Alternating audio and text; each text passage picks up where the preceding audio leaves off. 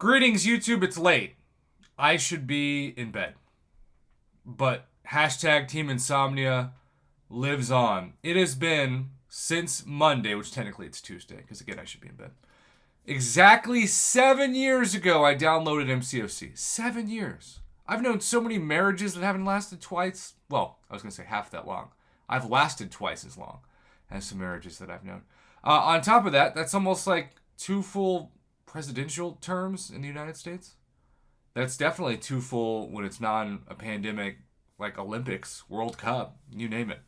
So I don't know if I'm proud or ashamed or scarred or all the above, but I just haven't included Battlegrounds as part of that journey so far. Season 1's got 7 days left. I've attempted 1 match, as you can see from my record. I won the first round, lost the next 2. Congrats, Lean Bison of the Cobra Alliance. You bested me. And I thought to myself, after I fought and by the way, it was forfeited because I got the glitch. I was going to lose anyways. But after I got messed with, there it is, Super Scroll, in which I also encountered that game freezing bug, though, for the record, I would have lost anyway. And I guess I could have just restarted the game, but a loss is a loss. I just was like, all right, I'm good. I don't really want to fight Super Scroll anymore, and I think I'm just content not doing Battlegrounds. But then, kabam, realized that there are a lot of people like myself who maybe didn't have the motivation to do Battlegrounds. So they've stepped up, first and foremost, with this win 1 victory track or gladiator circuit match and complete 3 victory track or gladiator circuit matches in Battlegrounds for additional 600 trophy tokens. It's tempted me. I'm not going to lie. It's tempted me. But the other thing that's tempted me is the change and nerf of Battleground store prices for trophy tokens specifically. And it is with that we go to the forums as I go from one screen to the other. Thank you, Earth25, for sending this my way. Alright, so hello, Summoners. With the release of Battlegrounds earlier this month, we have been closely monitoring the feedback from the community. As a result, we're happy to announce a number of changes being implemented to Battlegrounds. Some changes will impact the final week of Season 1, aka this week, and additional changes will be coming to Season 2. There were 2 guiding influences we utilized as we approached retooling Battlegrounds. Firstly, we wanted players to have more payoff for their time invested in the game mode and a comparable value for the rest of the contest. Secondly, competitive players and spenders need to be respected equally, aka we need the money to keep flowing. We don't want to tick those people off. As a result, the following changes will be implemented for the end of Season 1. Solo objectives, we will be adding a new matches complete solo objective. Forfeiting a match will not reward points for these objectives. So my question about that is, if you run into the bug I ran into where the screen's just frozen and you can't do anything, is it just going to count it as a loss, but eventually once you restart, you're good? Because that hadn't been happening to me before, and I'm worried a little bit about that bug. This should increase the number of trophy tokens summoners can earn throughout the Battleground season. We want summoners to feel rewarded for every session they play, and I think that's a fantastic goal, and it makes perfect sense, and since CENTS as in money. This objective will run on the same cadence as the current one. We are adjusting the match wins objective. There will be 3 tiers to the objectives. Bronze, 200 trophy tokens. Bronze matches complete, 600 trophy tokens. Silver, 400 and 600. Gold, 600 and 600. 1,200 every 2 days. And then the Battleground store, this is really what I'm excited about.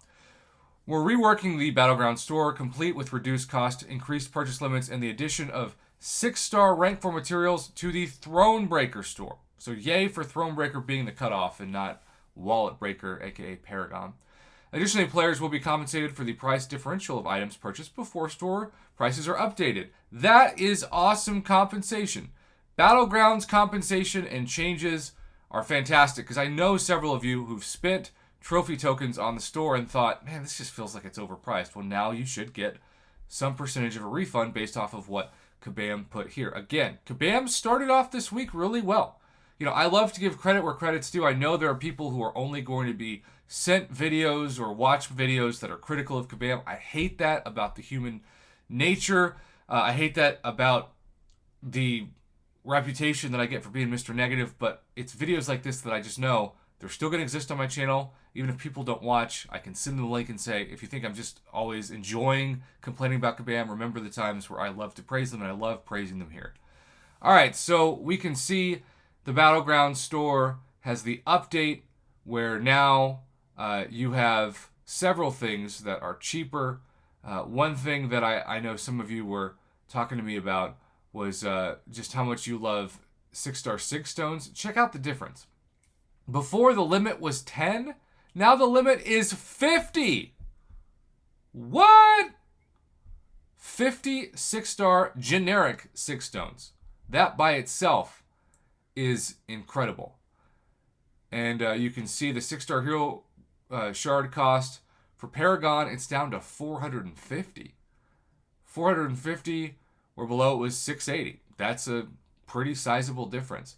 Now, I will say this. The Tier 6 Basic and Tier 3 Alpha, while it went down big time from a cost of 10,000 to 4,000 for Paragon players, Thronebreaker players, it's still a huge ripoff. I still say 4,000? You can buy 10 generic 6-star 6 stones and still have trophy tokens left over. That is the smartest move because 6-star 6 stones are only increasing in value as the game progresses. And even with 7 stars coming next year, I still say 6-star 6 stones have incredible value that is never going to go away, especially when you can pump them into champions like Hercules or even Void, Captain America, Infinity War, Aegon, you name it. Alliance and solo event scoring. At the conclusion of the current season of Battlegrounds, we will multiply the points everyone has earned throughout the event objectives by roughly 3. Once we do this, players should unlock any additional milestones from both events that they now qualify for. Again, that's awesome. That's amazing. And this doesn't affect me, but this does affect a lot of people, and I just love giving you all good news. Season 2 changes. We have larger changes for the upcoming season. A lot of these didn't make it to Season 1, so we had some concerns about modifying the live event. We also wanted to collect more data.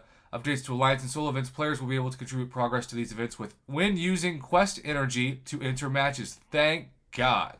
That's probably the biggest complaint I've heard.